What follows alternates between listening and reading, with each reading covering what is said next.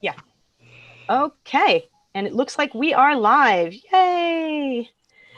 All right. Well, welcome everybody. Hi, my name is Sandy Roberts and I'm your host for today. We've got a really great panel and we are going to be, this is, so you know that you're in the right class, as it were. This is Remaking Camp in a Time of Pandemic.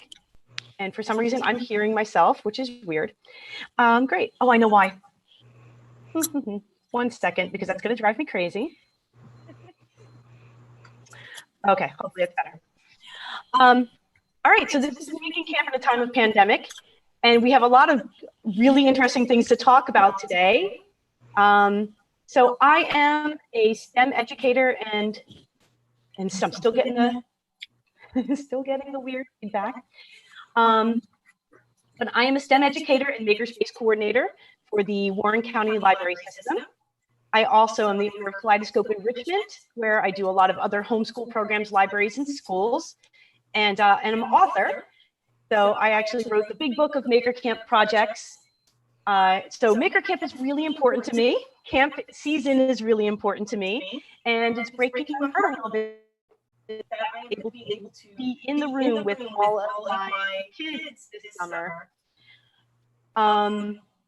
So this talk was basically born of me trying to find ways to find solutions to make engaging, fun camps for kids this summer. And I thank you all for being here.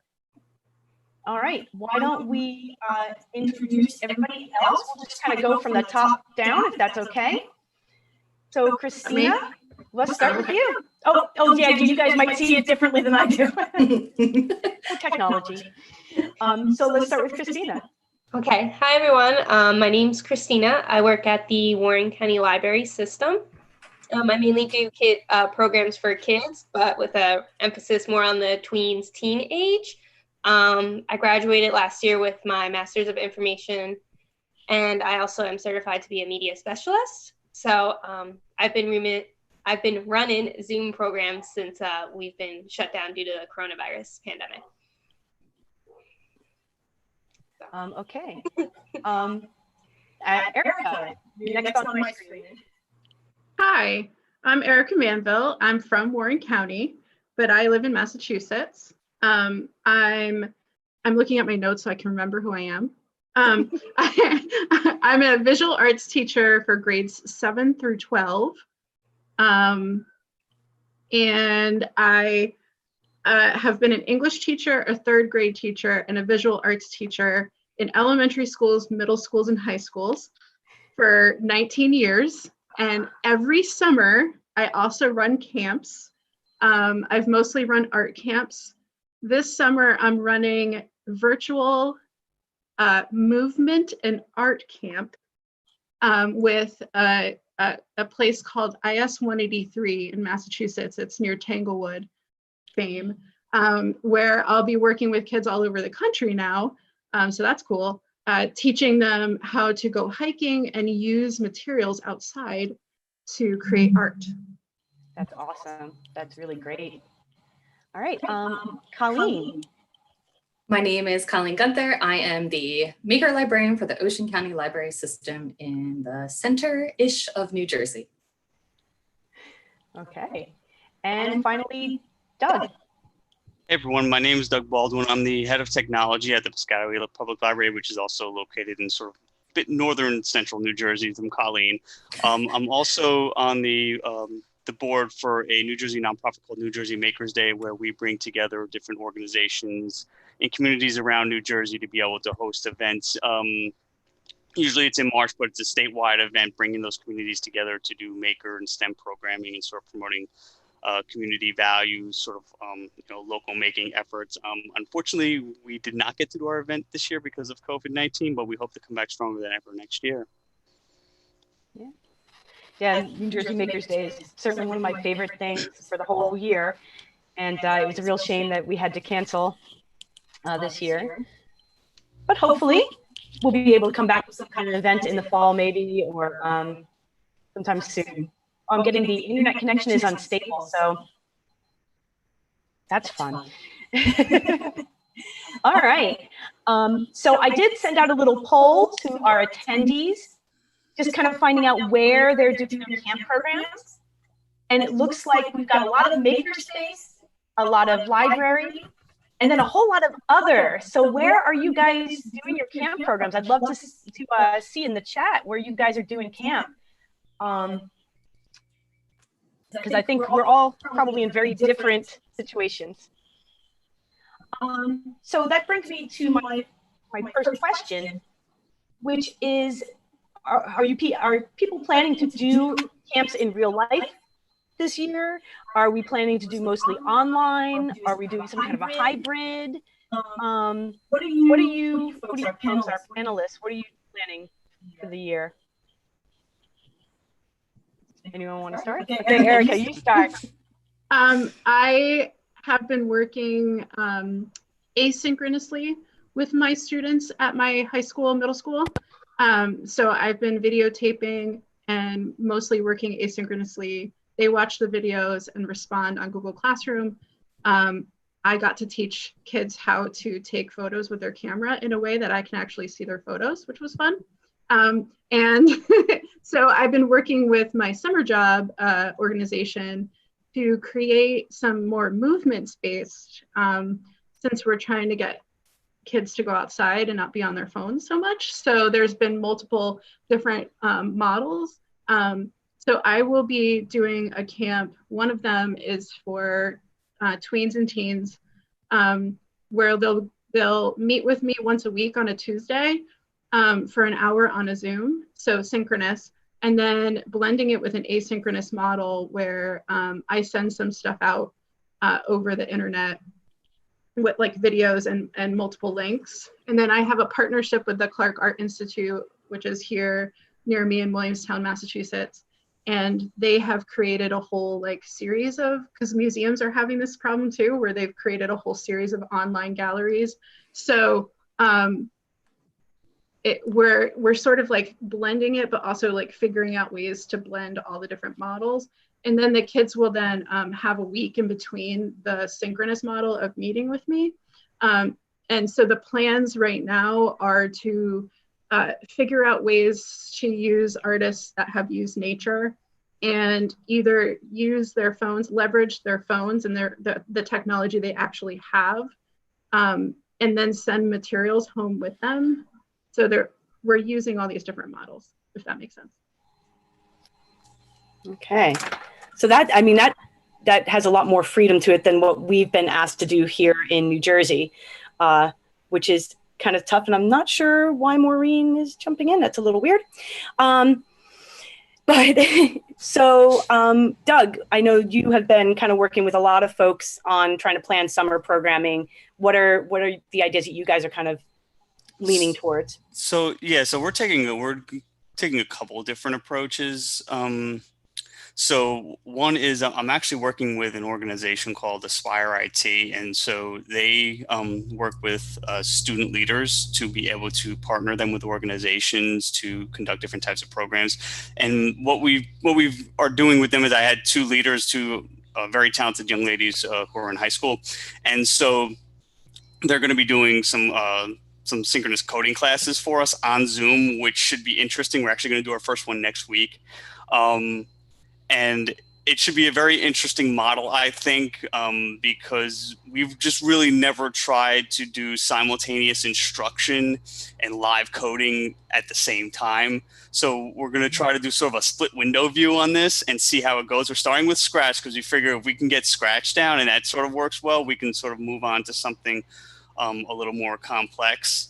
But we're going to see. But that's been a great partnership because that was originally supposed to happen in person. But obviously with things going on, they were very amenable to being able to sort of try this new format and take it online. So that's sort of one approach that we're taking from sort of the coding side of things. Excuse me.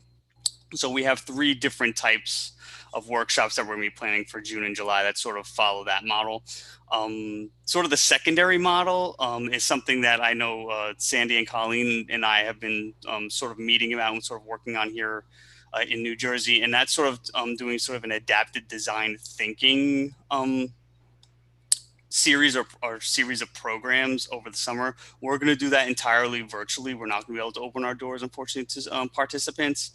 But the idea was we wanted to be able to take elements of STEM activities, elements of sort of maker projects, and sort of weave that into a model where we would sort of be relying less on specific types of supplies and more on their creativity. So we're sort of trying to sort of lean in, if you will, sort of more towards that side of things.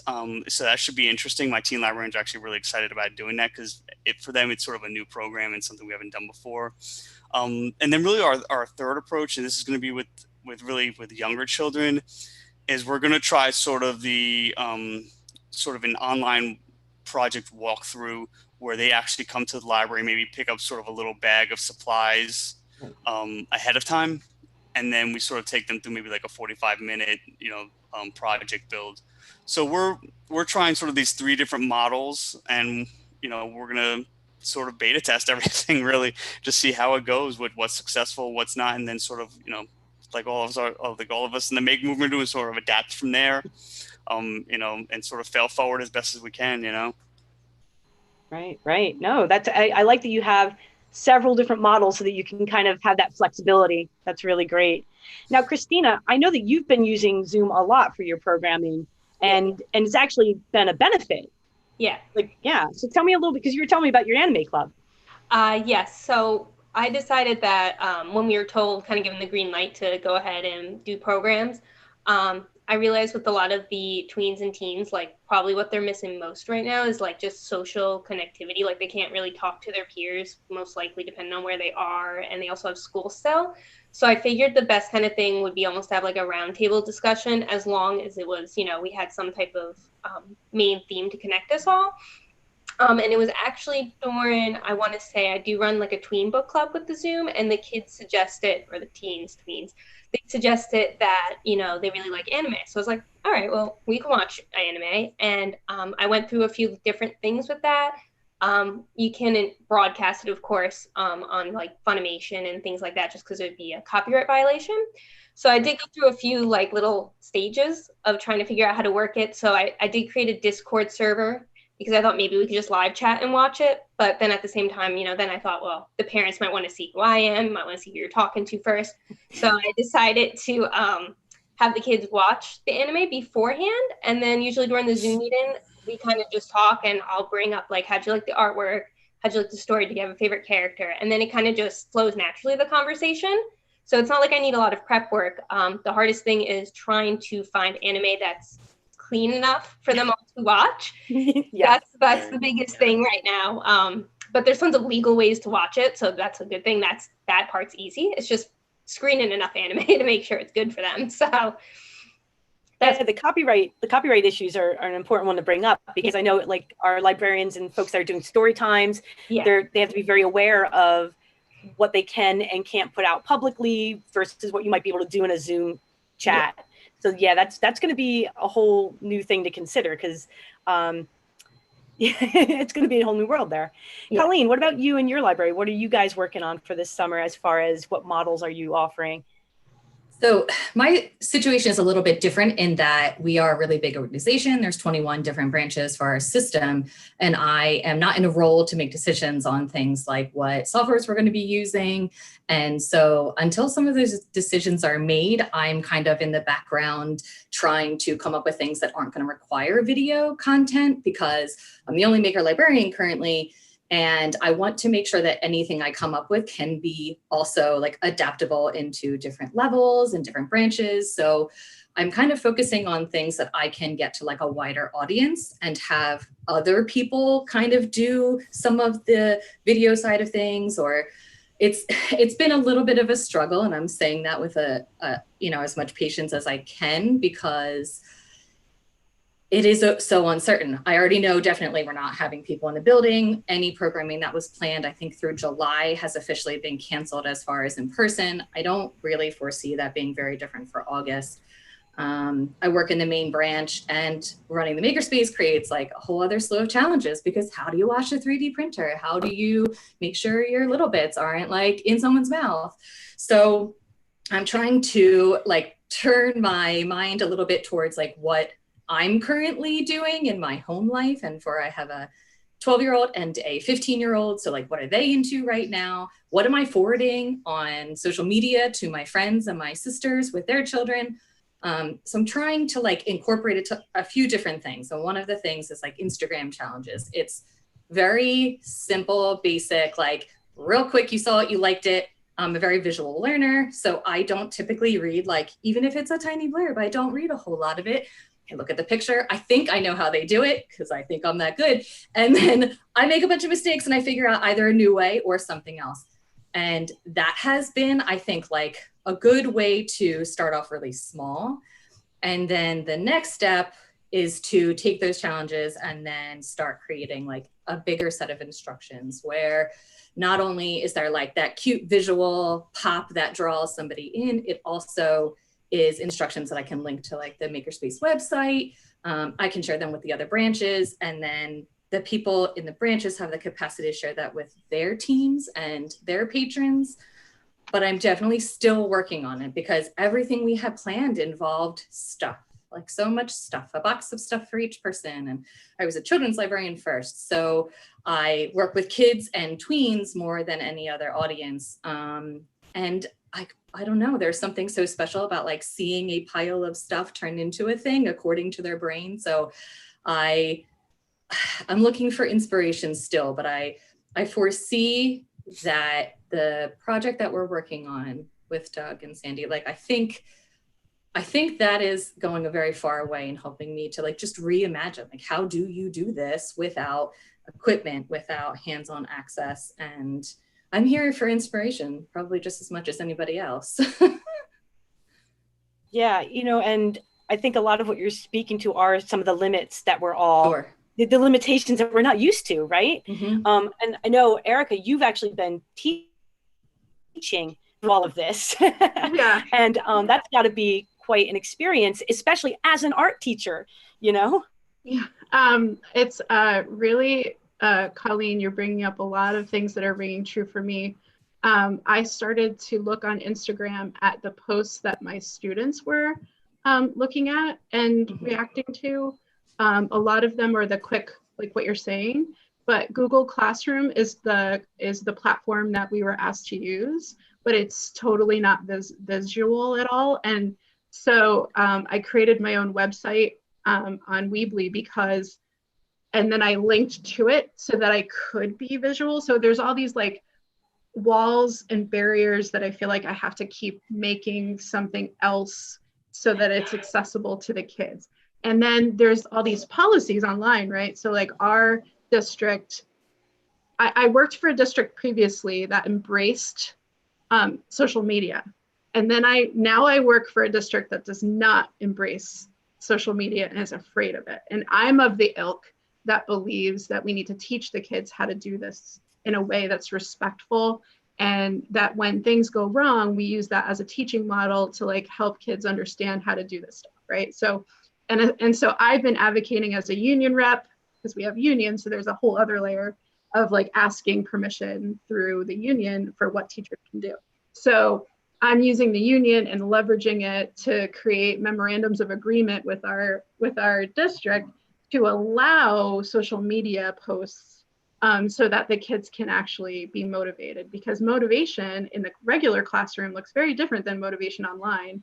And so you're bringing up a lot of things for me that we're working with right now. And I can only see it as something that's valuable for me later when we actually can see them, whether it's a hybrid model or like some kind of like cohort where we jump to them instead of them traveling to different classrooms and things like that. So the limitations of Google Classroom and the different platforms that I've seen used are that you can't see things in a way that would be like, it would make sense for a maker, like for a creator. So I've been doing things like, I'm obsessed right now during quarantine or social distancing with apple chips. And so I have all these apple chip bags, like dehydrated apple chip bags that I've just been like eating them. And so I figured that's better than like something worse. So I started a video of how to take that and create a collage out of it. So a lot of it's like figuring out whatever it is that you have. So my video wasn't really about collage. My video was about teaching the kids how to use the resources that they have available with them, and then working with it instead of saying, I can't do this, which is like something that you hear a lot as an art teacher. I can't do this, I can't draw, I can't, you know, and really working through those processes, because really that's what makers and librarians and specialists, that's what we're trying to teach them, is like perseverance. And so having that in our heads, whenever I get really like worried about something or frustrated, I think perseverance, like I need to teach that to them. Yeah, no, that's so true. And it's hard because you want to try and find the balance between keeping kids safe, you know, because I mean, this is all about safety right now. We're trying to keep our kids safe, but also giving them enough freedom to create and to be independent in their learning and to stay engaged with that learning. Because let's face it, Sage on a stage doesn't work in a classroom any better than it works online. Nobody really wants to just sit there and be talked to for hours. And that is certainly not a maker or creative concept. You really want to be engaging. So I'm just taking a look at the poll I put out to our participants, and most of them are going to be in an online model in some way this season. So let me ask, since you brought up kind of the safety issues, what are safety issues that we need to be concerned with online, you know, and how do we balance that with engagement? If anybody else wants to kind of, just before this, I was on a panel with a bunch of the hosts from Family Maker Camp, and we kind of started talking about how challenging it can be to keep kids involved in what you're doing and involved in what you're teaching and the project that you're working on when you can't be in the room with them, when you can't see what they're making. And I find a lot of times I'm doing live streams of projects, trying to use materials that they have around the house, but you know, it's kind of asynchronous. I'm not necessarily getting the feedback right away. I can't give them direct feedback very easily. And so that's one reason I'm trying to learn to use Zoom more, so that I can hopefully, like Doug was saying with coding classes, hopefully use that as a model so that I can have direct interaction with the kids. And that I found is the most challenging thing for me. I'm used to keeping my mouth shut, giving them some ideas, letting them create and fail, and just being there as support. Now I'm doing these live streams where I have to like kind of chat to myself to explain what I'm doing and like peeking over at the chat every now and again to see if I'm getting feedback. So I think it's really changed the way I interact with my students in a kind of fundamental way. And I want to find ways to keep it fun, keep them engaged, but I also don't want to put them in a situation where their parents might be uncomfortable, like you were saying, Christina, like they don't know you. Yeah. So I was wondering if anyone had any thoughts on that balance. Well, I do agree with you. I think it's one of the biggest challenges of bringing this particular type of programming or sort of engagement with participants, particularly, you know, K to 12 online, is that, you know, we almost have to sort of have this sort of behavior modification of how we might normally engage with a program, and you know, we don't have the same cues available to us that we might normally have in a room. You know, I try to sort of use an inquiry method when I'm working with students and things of that nature, but it's also based on observation, right? I can see what's going on, and I can then take that and turn that into a question. I can ask them about something that they're building in process. I can ask them, you know, what are they sort of engaging with at the moment? And, you know, it's almost like you're now doing that, but someone just put blindfolds on you. And so now you have to sort of try to keep that same level of engagement, but it also is the other way is, you know, it's one thing to have, you know, a set of kids and they're in a room and they're engaging with each other in a physical way, or even just observing each other. But now you're almost like, you know, putting them sort of in corrals. they're there with you, but they can't see what's going on with the other participants either. So you don't get that same level of interaction that you might normally get. So, and I'm not saying I have any answers to that, but I think it's, you know, some of those challenges that really come to bring this type of you know, programming that we're going to be doing into an online space, and how do we get over those hurdles and try to emulate some of that, even if we can't sort of do the whole thing. And then this, the safety part is a big concern. Things like really keeping a sort of a lockdown on those things like the Zoom links and making sure people aren't sharing them out. And I know when I send out an email and send out a link, I'm very clear about that. And I'm also making sure that they know that, okay, we as the hosting organization, my library, your school, whoever it might be, is trying to provide the most safe environment possible to be able to do that. But I think we have to be mindful of those things too, from a platform standpoint. Do we see a name on there we don't recognize? What are we going to do with that? What do we do with something that because right now, when we're doing a program or we're doing a class, we have control of the environment. We set it up, we know what's there, we know safety issues, we can address all that. We can have our sort of, our rules or standards for operation. That's all thrown out when you're doing something over Zoom. You're not working in 12 or 14 different classrooms or different maker spaces, if you will. And how do you sort of mitigate all that? As I said, I don't have necessarily all the answers for that, but I think it's part of sort of addressing our challenges, Doug and David in the chat just wrote something that you were talking about too, is coming up with like a whole group protocol too seems like it's really helpful. I don't know if Sandy, if you guys have been using like protocols for how to work in Zoom, and using the different protocols for working on their projects or talking to each other. So like having a speaker and then everyone else be quiet and setting up ground rules. But also I found out that half of the kids that weren't coming to my office hours were doing it because they didn't want to be on video. And so I sent out an email saying you can come on with no video, and like 2 more kids popped up, and then they told their friends that then told them that it was okay, kind of thing. So I don't know if that's helpful. Yeah, I think it is important to, I think more than ever, communication is going to be key here, right? And planning ahead. Like what you mentioned with protocols, you need to have kind of, just like I would if I was doing Maker Camp, we always have that first day discussion of, here are our expectations. This is what it means to be a maker. This is how camp is going to run. And I think we want to make sure that we don't skip that step, as we move to an online environment. We have to still remember they are kids.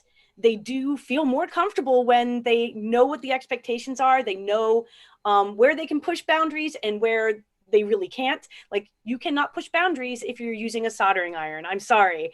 That is not the place to do it. So I think that we have to remember that communication needs to happen. And like you said, I have found a number of kids hate being on video. I hated being on video. And I think just like in our classrooms, or in our maker spaces, we try often, I assume, to give kids the space to be themselves and to do what is comfortable for them. We have to be able to do that online too. And maybe that means changing some of our expectations of what an online classroom might look like or an online camp might look like. And you may have kids that you're never going to see beyond their name. And that can be scary, to be honest. We just got a comment from David. He said that he actually put together an electrical battery project for home, typed up all kinds of instructions, sent it out, got great feedback from 2 kids, no response from 5 of them. And he's saying that the in-person engagement is so critical and we don't have that. So, and I know a lot of, Colleen, I see you there. I know a lot of us are spending immense amounts of time trying to put together new things. And it can be so heartbreaking when you spend all this time trying to do something and you get no feedback, no response. Colleen? I think also, like, there's always 1 or 2 children in a program that are shy and they don't really want to even ask a question the first few times they visit. And I can, like, visually, and being in the same space as them, recognize that they are a little drawn in and they need to adjust to their environment, and that, like, I need to prompt them to communicate with me instead of waiting for them to ask me. And we really lose a lot of that in this situation. And trying to find a platform that, like, lets you meet that shy kid halfway, or even closer to halfway than halfway to them, so that, like, they still feel the impact of being included. And a lot of also parents have a tendency to sign their kids up for things that maybe they aren't fully excited about. Yep. And it's easy to excite somebody in a makerspace when there's a whole bunch of people around you that are also excited to be there, and it feels experiential. And then now they're just still at the same table they may do their homework at and eat their dinner at, and like it isn't that invigorating experience anymore. And like and can we get that through Zoom, or I think the platform we're considering is Microsoft Teams, and like I haven't pinpointed, because it's always easy to teach the kid that's right next to you, asking you every single question that you've ever thought you needed to know, plus 1,000 more. But like, how do we really connect with that shy kid? I was that shy kid. I would have spent 2 hours trying to figure something out on my own than ever ask an adult for help with it. Right. But if I had that love and I had that desire to do it in the beginning, I was willing to put that time in. But if an adult is handing you a kit being like, here's the stuff, if they're a visual learner, you have to make sure you have different types of instructions for them. And like the content package grows by so much to reach a broader audience. Another thing that we're doing or considering doing, I should say again, is asking the parents to consider being involved in the first day of camp so that they can give us feedback, so that if they see that their child is disinterested or they are lost quickly, or whatever their issue is, that the parent, they see what we're doing too. They get to benefit from the value of us enriching their child's lives, and they see what we're trying to accomplish. And I think then they can be our cheerleaders a little bit too, and maybe the first 2 times their video is off, but maybe the 3rd time they've grown a little bit more comfortable. But having that like parent or caregiver specific, like, please feel free to be a part of this. Because like things like Anime Club, like you were talking about, there's going to be some content that's a little bit harder to control. And that doesn't necessarily speak for STEM quite as much as it does for other avenues in the library. But, having the adult in the house have a little bit of responsibility too, because it's not just like you're invited. It's like you have an invitation. You are allowed to take it. This is how you learn if this is good for your kids. Mm-hmm. Yeah. I want to swing back around to parent involvement, but both Christina and Erica, I know that you've had an experience where online has actually been better for some of your introverts and has actually been really empowering for them. And I was wondering if either of you want to kind of speak on that a little bit. Yeah, I did. I think the online thing has been a little bit better for introverted kids.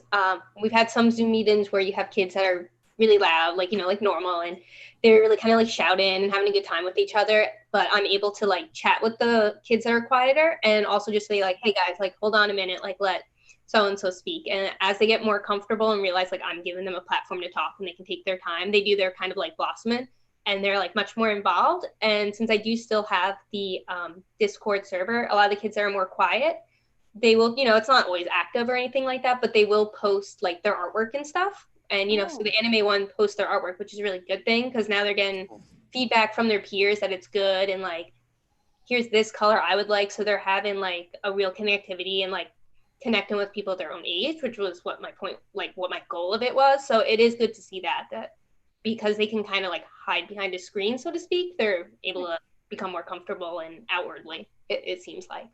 And you bring up a good point too of like the difference between synchronous and asynchronous communication. We talked about that recently with the committee, is that having that ability to back channel through Slack or Discord. And even if it's not in that moment that you want to communicate with these people that you're building a relationship with, we can give kids maybe safe ways to do that outside of our specific programming. And that I think is powerful too. Erica, yeah, I think we're teaching, Christina, you are awesome with that Discord lesson. I'm like totally, yeah, that's like really great. I have some kids, like I think back of when I was an introvert in school, and I actually was sort of selectively mute, and the people that I would talk to were the adults. And now some of these kids are getting one-on-one with the adults that don't have to deal with behavioral issues or anything else with the students that aren't engaged, which is a different problem. And so they feel like they have more one-on-one time with me. And I've seen them flourish in a way. I have a cadre of some some people that just use their sketchbook and don't let anyone use it. And they're very insular, and now they're feeling like, oh, well, only Miss Manville's going to see it. And so here you go. So like, it's like opening up some of that for them. And then I think about the ideas, like, what if I do this? What if I do that? Leveraging the chat has been really important for me to like get them to understand, like, the chat isn't for them to talk about whatever video game they're playing or whatever, but like unless it is, you know, I mean, sometimes it is. but like they can leverage that to like, it's teaching them how to have conversations. Mm-hmm. So like, we're adults, and so we're like going like this, and we're giving cues to each other that we're really listening, that we agree, and the kids are learning how to have conversations, which is really good. Yeah, I mean, it's like those social emotional learning skills that we're all supposed to be teaching, and it can be hard to do online. And I think we're all kind of learning, like, how do you do that? I mean, we've all sat through the boring Zoom meeting, right? How do we make sure that that's not the experience we're giving kids?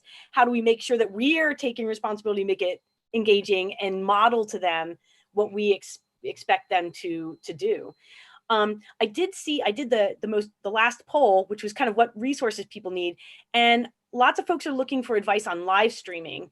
And I know we all kind of were in that situation of, oh, so now all of a sudden I have to have a webcam and a document camera, and I don't know how to use YouTube Studio. I have no idea what I'm doing. I got nothing.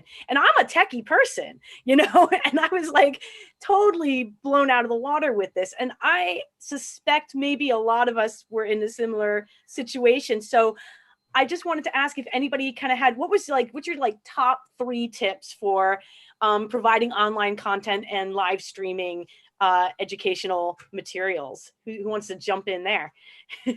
Anybody? That's a tough one, right? I know one. Okay. I think it's better to do some short videos. Yeah. That are, when the kids see how long they are, sometimes they'll skip. So I've been making them sort of like shorter. Get some sort of holder for your whatever video device you're using. It's made my life so much better. Like, I just have this little like movable thing for my phone. I don't think I have 3. Those are my 2 top, you know, just make them shorter, and it's somehow blend what you're looking at with your face in some way. So like, it's good for them to see you, even if that's not really the focus.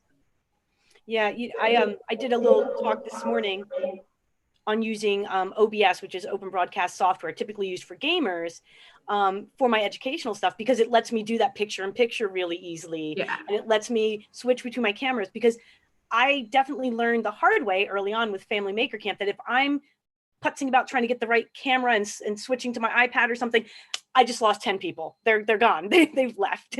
So like, the more seamless I can make things, the more simplified I can make it look to my audience, the more they're going to stick around, because no one wants to watch somebody fumble an iPad. If we can avoid that, it's going to happen. But, you know, so I found that that's been very helpful. And then, like you said, keeping it short. My first 2 Family Maker Camp sessions, we planned them at an hour long. And, you know, at like 20 minutes, it started to fall off. And at 45 minutes, it was just, no one was around for question and answer at the end. I think adults, I mean, as an adult with ADD, I can barely make it 45, 60 minutes. Like, then I'm done. So I have definitely been shortening my content, trying to be brutal with myself about keeping it at 15 minutes of the actual content. If they leave for the last 5 minutes of like, oh, remember, I'll be here next week, whatever, I don't care. But you do have to really edit yourself and be prepared to make more content, but shorter and more digestible. You know, what's the rule? Like, it's like however minutes old, like, so you said 45 and I'm 44 years old. So I can stay for 44 minutes, but look at the age, and that's how many minutes usually. I found it to be true. Yeah. Well, and that's what I was going to mention, because I definitely agree with you, Sandy. You know, I think, you know, in designing the experience that you're going to be having your participants going through, you know, whether it's a live experience or more like a live stream, which is more of a broadcast experience where there, you know, there's less interaction. I think you have to, in some ways, treat those a little bit differently, because what I see a lot is You might have somebody that's doing something on Zoom, and then, you can live stream it out to whatever platform you want. But the experience that you might even get on Zoom versus getting in person is different than the experience you're going to get through a live stream, where all you can do is maybe comment on the sort of the chat feature or the comment section of your Facebook page or your YouTube, your YouTube channel or whatever you're using. So I think you just have to be sort of mindful of those things and how people are coming to you and on what platform they might be coming to, especially. Yeah. Yeah. You have to think from the start. Yeah. And then the other thing is, especially if you're going to do, say, like you said, like maybe a half hour, 45-minute session, something longer. I think it's sort of, you have to sort of have the sort of the snack approach, like, as opposed to eating 3 big meals, you have to eat like 7 smaller meals. And, there's easy ways to sort of break it up. So even if you're working on something larger, if you can find ways to sort of compartmentalize parts of that into these smaller activities, as soon as you're sort of finishing up with one, if you're jumping into something different, it's almost like there's at least maybe you hope a little bit of an adrenaline boost. Like, okay, what's that new thing that we're about to do? Right. Do that for 10 or 15 minutes. And then you try to get that quick hit. If you can get that a couple of times, boom, you might be, within your 30 minutes to 45 minutes. But if you try to take them through like something long or a longer process, I think that's when you definitely, and it does skew, right? The age, as far as that goes too, that's going to skew, what you're doing, but it's going to have an effect. And, since we are hitting that 45-minute mark right now, I am going to see if any of our attendees have any questions that they'd like to ask our panelists. Do we have any questions from anyone? I mean, we can keep on talking. I think we've got lots of ideas here, but I do want to just give everybody an opportunity. Just use that chat. Or I can always allow you to talk if you'd like to hear your voice and have that more human experience, right? Has anyone tried showing a pre-recorded video while in a live stream? I actually have done that because my internet connection can be dicey at best, which you may have seen. So my first couple of Family Maker Camp presentations, I actually recorded because it was more comfortable for me too, honestly, to record and be able to edit and make it not look like I don't know what I'm talking about. And then I actually like to use Restream. That's what I'm using right now to stream to multiple platforms. So it goes out to Facebook and YouTube and everything that way. So I just uploaded the video, hit live stream that video, and I was able to interact via chat in real time as the video was playing. And sometimes that, especially if you have internet connectivity issue, especially if you're not comfortable just live streaming on the fly, that gives you kind of that hybrid model where you can control the content a little bit, but still be there answering questions. So that definitely works. And you can do that with YouTube. You can set up a video as a premiere. You could do that with Facebook. You can, and like I said, you can do that with a lot of different platforms. So that is a way to kind of make it a little more comfortable. Suggestions for dealing with kids who learn at different rates. One kid who barely understands, and this is the age-old question, right? Okay, who wants to kind of talk about how do we help kids that are in very, very different places, maybe on a project or on a skill set? Colleen, I saw your hand go up. I think that utilizing the other kids in the group that maybe have an easier time, and if you can find a way to connect them. I am like a big proponent of the buddy system. I have a tendency to like open programs to way too many people, and I'm like not one to get annoyed by a bunch of loud children who are like learning and playing. And I have had a lot of luck with just trying to find the kids that like maybe already have a little bit of a connection, and then using like, oh, cool, look what that person did. That's an interesting way of thinking about it. Because then like you're simultaneously giving a little bit of a compliment and a boost to the kid who is like running full steam ahead. And then you have an opportunity to be like, but look what you did. It's also cool. Could you think of it in the way that the direction that this person's going, but your spin? And it's a little bit harder, obviously, in the digital realm, and trying to like fight through trying to connect kids also with, if you're not using a platform, because like I feel like every time we kind of come back to the same answer, which is like Discord's great. I don't have that option right now, and a lot of people won't. YouTube, that runs through our PR department. Like I'm always going to be limited on the tools, and I think like fighting the fight to try and get the tool that works best so that you can utilize the group feature a little bit better could be good.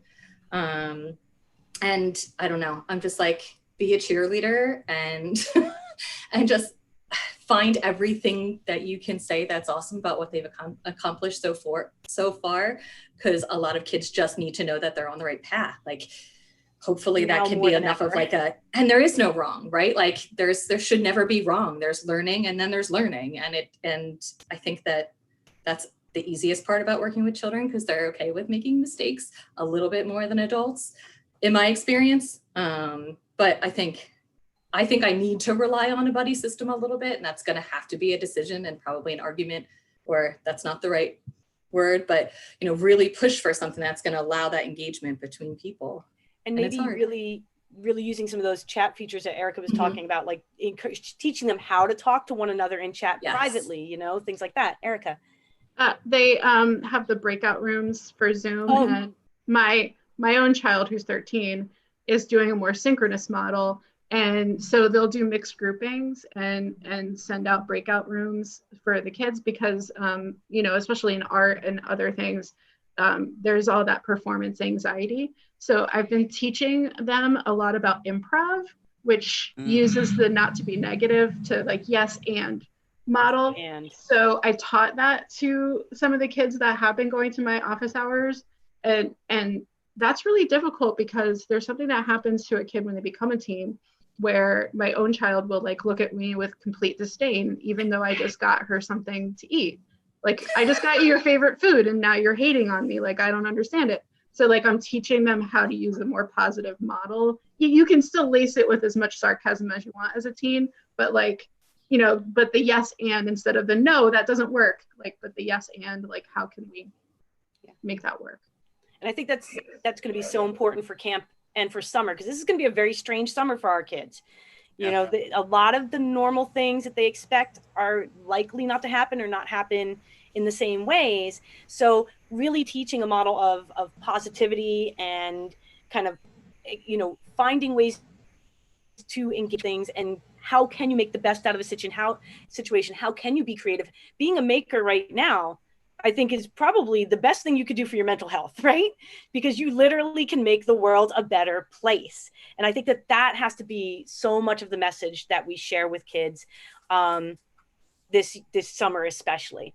So we're at the almost done mark. I'm going to say, anyone want any last comments, last thoughts before we finish out this panel? I could go on all day with you guys, seriously. Anyone, any last thoughts?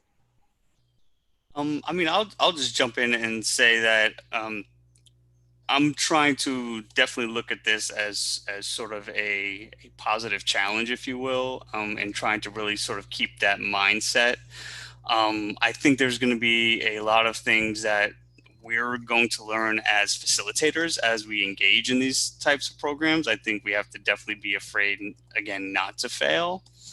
Or I should say we have to be, afraid not to fail and just sort of learn from those experiences. But I think the other part of it is we're going to learn a lot as we do these from the kids that we're serving. I think they're just going to teach us so much about what works and what doesn't. I think we just have to sort of look at it as we're going to be sort of developing best practices in the field in real time, much like a Zoom session, and just sort of, keep that in mind. I mean, we can certainly, sort of think about things. We can be deliberate in how we plan and design what we do, but we just have to give ourselves that flexibility to sort of be able to adapt and know that, certainly us here, but everybody out there sort of doing this together with us, we can find ways to sort of support each other too. So, you don't have to do this in a silo. Right. And encourage all the kids to speak up. If something really isn't working for them, this is the time to tell us, but learn from the kids. Always a good, approach. Anyone else? Another thing I'm constantly having to remind myself to stay positive and to look at things as like, where's the benefit in this? Like, it feels like I'm relearning how to do my job in a job that I had grown comfortable in. It was like, I have a lot of teacher friends, like my curriculum was done. Like, I feel like I'm in my year one again. Like, how do I start over? And I'm trying to like constantly remind myself of the good things that are going to come from like forcing myself to learn all these new skills. But one of the main things is this greater reach. And there's a lot of limits on it because there's, kids who don't have internet. There's kids whose homes aren't set up for them to be able to do projects like that. But the long term is that like you've made a thing that could potentially reach more people for longer. You can reuse it, you can share it, you can make good connections with people by being a good ambassador for Maker and just saying like, I made this, what'd you make? Let's all share and let's put this into a big pot. And I feel like I hadn't relied on these things before. I did a lot of programming that I thought was going to work for that day. I might make it a series, but once it's done, it's done. Yeah. And if you weren't in that room, it's gone. So I think I'm practicing a lot. I am not capable of making a video in one clip. I'm not going to live stream. I'm definitely going to rely upon my 50th version of a video. And I'm okay with that because I know I'm going to use that video because I spend so much time making it and it better be good. So there's positives, and like, just like we're telling the kids, find the positives, like tell yourself all the positives before you go into the project. Very good. I think that's really amazing, Colleen. Like, you really touched on a lot of things that are happening for me. I mean, I've been really transparent with my feelings with the kids and trying to just share with them some of the technical problems, or like, I'll say to the kids, like, all I did today was one video. Like, I feel like I didn't do anything. And then I turn around and go, but I made the one video, like, you know, like, and then the kids that are having that same feeling where it's like a snowball effect of like just not doing anything because you feel like everything takes so much more time in a different way, and just like capitalizing on the fact that you actually did something. Mm-hmm. Yeah. And then go like this. Yeah. Christina, any last thoughts? To kind of go off what Doug said, like where, you know, there was a lot of trial and error when I first started with doing the Zoom programs. You know, also the idea came from like the Brooklyn Public Library to do like the Nintendo Switch Online game and things. So I do that as well. And, you know, in a lot of ways it's limited because, you know, the kid has to have a Nintendo Switch, the game, and then the online account. But for the, you know, 6 or 7 kids that can join, it is still something. But I had to like make mistakes figuring out how to connect with them, but because there's no voice chat or anything like that. So it was kind of like I had to fail to like learn how to do it properly. So, you know, you kind of have to fail to learn. So we all have to be kind of gentle with ourselves and with each other too, you know. We're all in this together, literally, you know, even though we're apart. So I'm going to say thank you to our amazing panelists for taking the time out today. Thank you to all of our attendees for sharing your thoughts. We really appreciate it. And, you know, let's all stay in touch. If you can share your contact information, please do. Make sure that you save that chat, folks, so that you've got it for later. Thank you so much. Go out and enjoy the rest of Virtually Maker Fair. I don't know. I think this kind of needs to be a thing, but I do look forward to actually having real maker fairs again and seeing people again. Absolutely. Thank you. Thanks so much. Stay healthy, and thank you everybody for coming out today. Bye, everyone. Bye-bye.